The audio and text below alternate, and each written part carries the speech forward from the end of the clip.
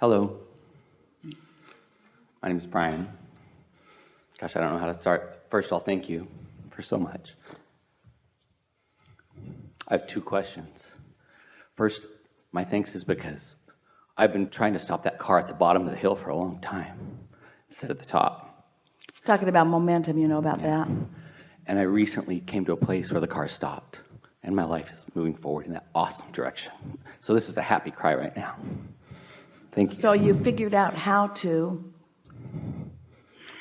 stop blaming the Valley Parker. Yeah. It's exactly right. I mean, your story is exactly, on a grander scale is what I was doing. But so my two questions are, as I try to maintain that momentum of positive, that wonderful feeling I've been enjoying so much, the people close to my life for so long I had based unhealthy relationships on. I don't look, for example, my mother, I love her so much. I don't want to let her go. Well, now let's talk just really briefly about what the true basis, in fact, the singular basis, we're just going to take that away from your nose for a minute.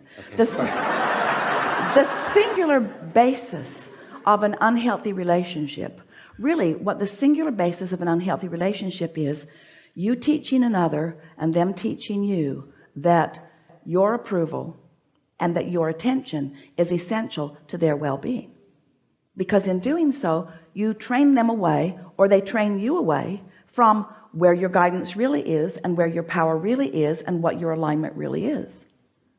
And so it's a wonderful thing to not call it an unhealthy relationship. Instead, rather than say I have an unhealthy relationship or dysfunctional relationship or a codependent relationship or any of those labels that so many want to apply, instead say, for a while I forgot about my own guidance system.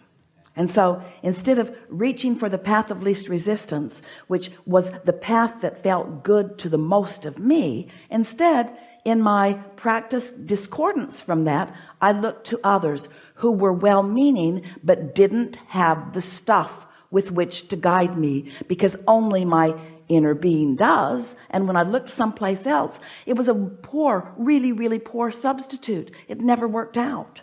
So I run to this one and I run to this one and I run to this one, and in the whole process I just get weaker and weaker and weaker and weaker. Another thing, think about yourself. This is a really good thing to understand about your own alignment. And it's your own alignment, it's the only alignment that we want you to think about, because you really can't do much about anyone else's anyway.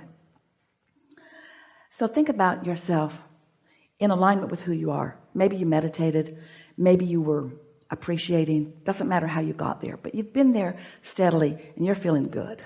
So in that alignment, you are regenerating, you're refueled, the ideas keep coming, the good ideas keep coming, the energy keeps coming, the cells of your body are rejuvenating, you're just thriving.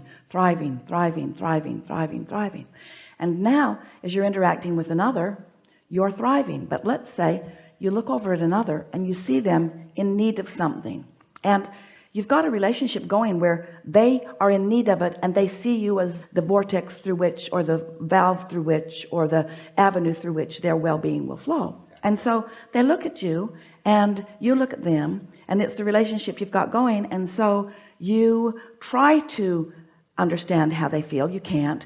You try not to get negative about them, and maybe you succeed, but you give them attention and you begin to flow your resources to them.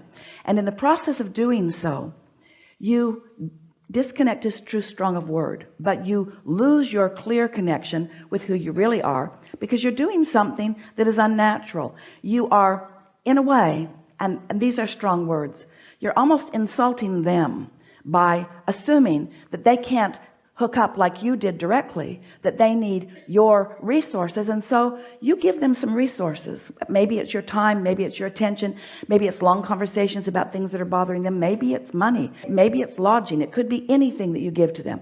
But as you give it to them in the somewhat awareness that they need it, in your attention to them that they need it, you are seeing them so different than the way the source within you sees them, who knows their own resources, who knows their own value. So now in your looking at their need, you are disallowing your rejuvenation. Now, it isn't that you're giving your stuff away to them. It's that you stopped rejuvenating yourself. You stopped going to the well for a little while. When you see others as victims, you don't go to the well. You're not resourcing yourself with source. When you see someone as in trouble, you're not in alignment with the source within you. You've got split energy. You've introduced resistance to your path, and now your path is not as wide open. Now, you can do that for a while. In fact, you can have quite a few needy people around you. You can support quite a few people because you all have resources and you keep stumbling into your own resourcefulness. But after a while, have you noticed how then there's another, and then there's another, and then there's another, and then there's another, and before you know it, you're not just not feeling inclined to help because you're sort of tired yourself, but you feel resentment about their demands or their feeling that you owe it to them. Now you're focused and you're really in a state of depleting yourself. So this path of least resistance, what we're talking about is you have to decide that you're going to continue to replenish yourself. And as you replenish yourself, and they do too, when you hook up with self-replenishers, the co-creative fun that you have is so delicious. But when you hook up with someone dependent in nature, and that's why those labels sometimes are pretty accurate, because you've trained each other. I'll be the strong one and you be the weak one. I'll be the strong one and you be the weak one. You can lean on me, and you can lean on me, and you can lean on me, and you can lean on me, and you can lean on me, and you can lean on me. And then all of a sudden, all of you need to get the hell away from me, because there's too many people leaning on me. And really, there could be a whole lot of people that you're co-creating with. The thing that we're wanting to emphasize here is you can't deplete yourself first. If they're leaning on you, is depleting you, and it always does for this reason. Not because you're not meant to help, and not because you're not an uplifter, and not because you don't want to be of value, because you do want to be of value, and you are an uplifter, and you are meant to help. But when long term you are assuming that they can't hook up directly, and you subvert their power by being the one through which they will receive their power or their whatever, your inner being is not in agreement with that. And when you get crossways of your inner being, you do not replenish yourself.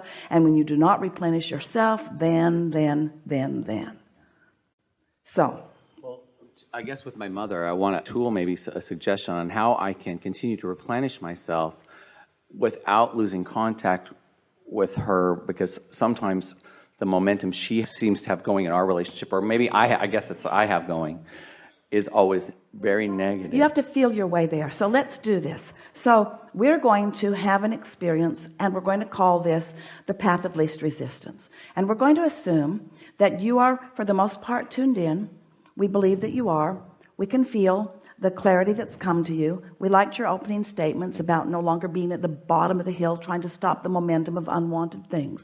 So you're in a good place, and you're in an especially good place right now, but you're on a subject that is loaded. It's got lots of tentacles, it's got lots of vibrational pieces, it's got lots of resistance potential in it, and it's a good subject for everybody because you've all got a mother, whether you know where she is or not. So let's take the path of least resistance. So you just talk to us, start anywhere, and we're just going to guide you from what we know about path of least resistance and from what we sense from you. Just start rambling, short sentences, please. About my relationship with my mother? Yes. I love her very much. My mother's a wonderful lady. She's been in an abusive relationship. All right, now you're going too fast. Sorry.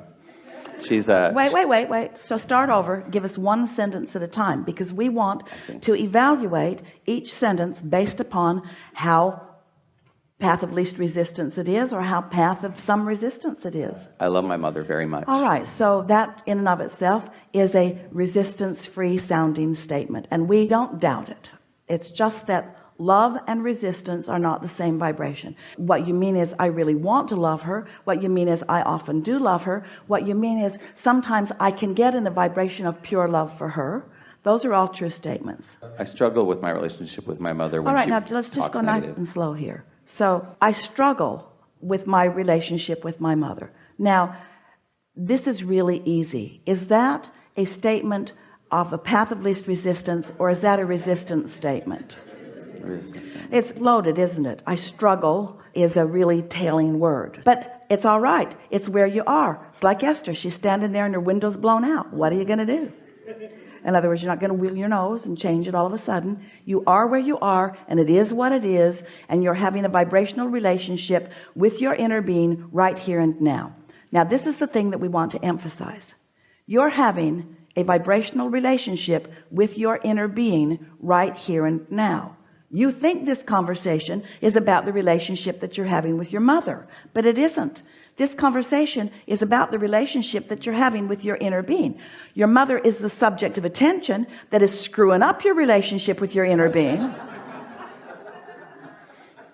But it's your relationship with your inner being that we are talking about path of least resistance about.